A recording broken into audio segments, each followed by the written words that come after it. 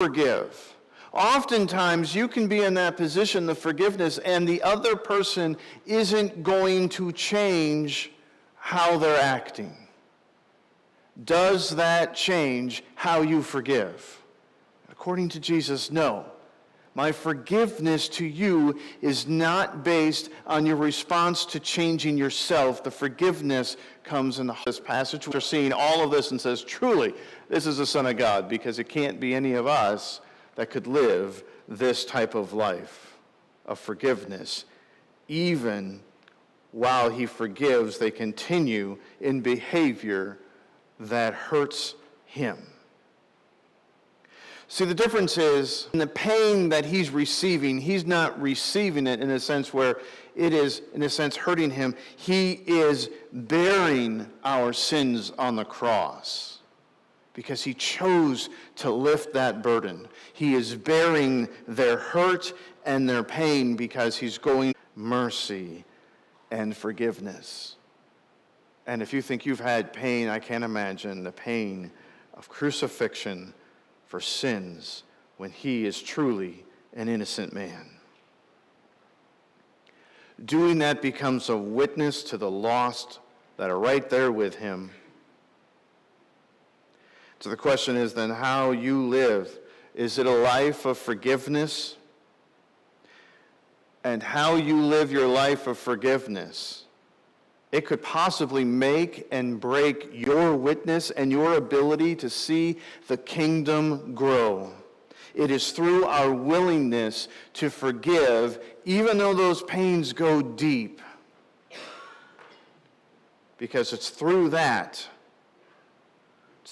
window that people might actually come to salvation.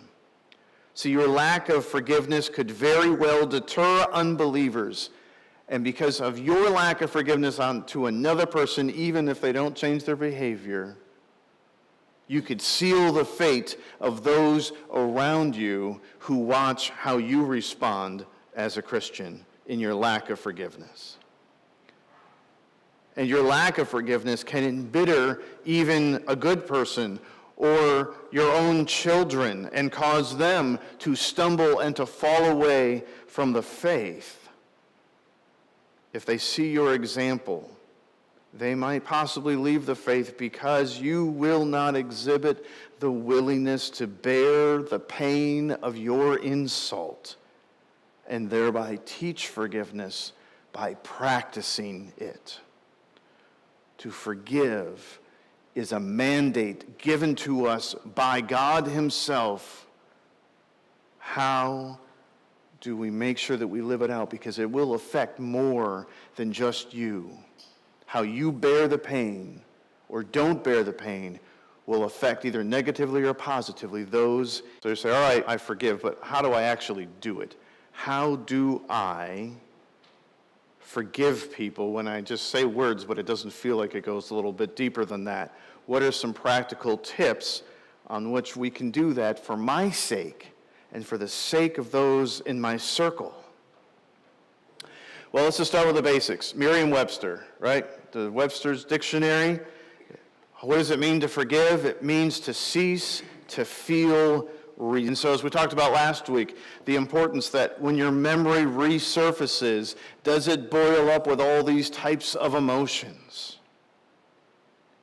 How do we react when we remember? And that shows us our level of forgiveness and therefore our level of resentment.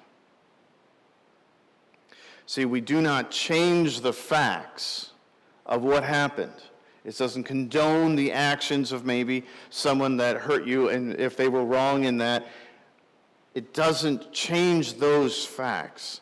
But somehow we must change so that the resentment, it turns it just back into a memory where we can forgive them and say, they didn't know how they were hurting me. And even if they did, I have used that pain and bared it because I imagine the pain that they were going through.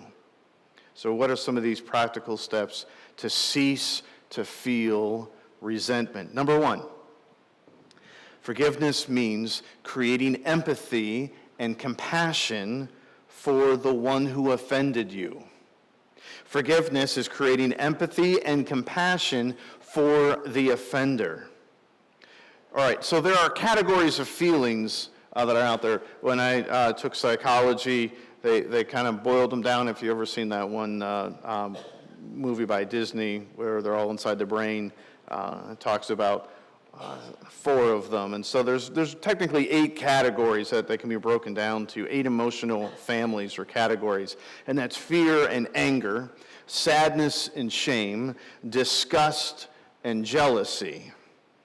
And of course, that's 6, and we're like, well, that's not a lot of fun. How about the other 2? Happiness and love are the other. So those are the 8 categories. Usually your feelings will come into those basic 8 umbrellas. Whether it be peace, you're going to find it in happiness, and hope, in love, etc.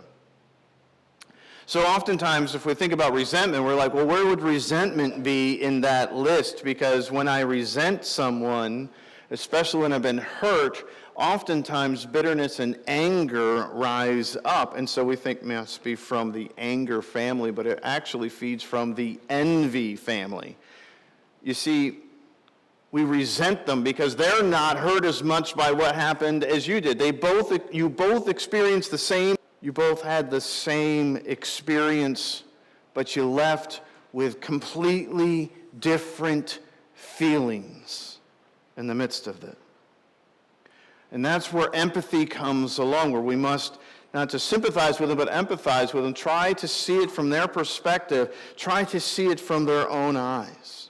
That doesn't mean that you have to agree with it, but you have to believe that their experience is valid too. Well, why aren't they feeling it my way? They're feeling something, believe me. They may not be exhibiting it the same way you are. It's about trying to see that their experience is valid as well, even though it seems completely irrational and unnatural from where you're standing. I think we've all been there, maybe as a boss or a parent or a kid's coach. We often see someone that's not fulfilling their side of the obligation, their work, their commitments. We see them trailing off, losing steam. They used to be doing really well, and now they haven't. And often, especially in these parenting roles or even spousal roles and coaching roles and boss roles, we're looking at the bottom line, if you will. And how would you have that conversation with someone?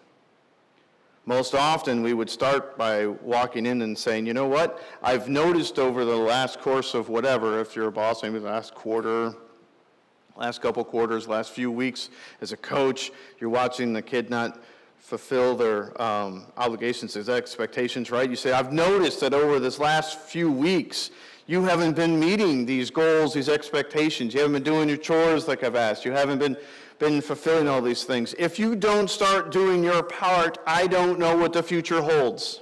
Empathy instead. I've noticed that you're starting to trail off in your work. I've noticed that you were getting A's and B's and you're really struggling right now with it. I've noticed that you're in a batting slump right now. Unless you're Albert Pujols, and then you got 700, so it doesn't matter. Unless you're the Steelers, but we'll talk about that later. Right? It's so easy to just, and we hear it all the time, right? All the commentators do it. You okay. That's empathy. That's where we see the same thing, but we've decided to see it from a different perspective. And we